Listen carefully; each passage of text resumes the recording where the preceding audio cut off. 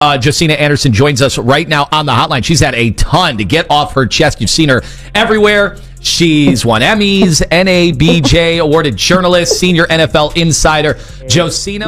I just overall think that, there are fair questions to be asked about just the whole quarterback evaluation process from, the beginning to end. Now, clearly, just when it pertains to Shadeur, Cleveland is the team that actually drafted him. And so, you'll hear that from, people when you talk. It's like, why is this and that? We're the team that drafted him. Da-da-da-da-da.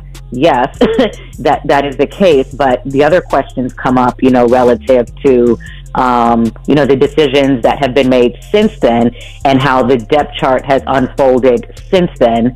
And what that pertains to and why, if that makes sense. Dillon Gabriel, the current starter. Are we not being fair in the city to Dillon Gabriel right now? I think the process has been very fair to him relative to how Kevin Stefanski has rolled it out. When you think back to the preseason, the games that he played in, the opportunities he got, with the ones or what have you, the amount of snaps, the time, obviously he's starting now. So the process has been fair to Dillon, and that's great. It should be. But when you ask me if you guys are being fair, I think that, and this is not to take away from Dillon, is Dillon Gabriel the long-term solution for the Cleveland Browns? Is this the quarterback that is going to inspire that, motivation, that confidence, that, aura that, that you want from your quarterback, that kind of rises all boats?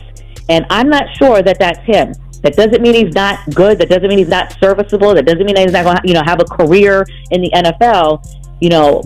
From what I have seen of Shadeur when he was playing, obviously at Colorado, we haven't seen him play regular season and, in the NFL.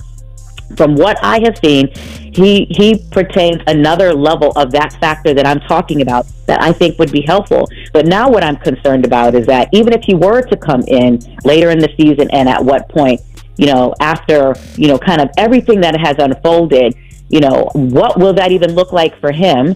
And will it be conducive for him while still acknowledging that it is his job? Obviously, that's what you pay for. You're still supposed to, kind of persevere over challenging circumstances. But I think we can still do that while acknowledging that there's more there that he would have to fight through mentally, just in order to have things manifest for him successfully on the field. So when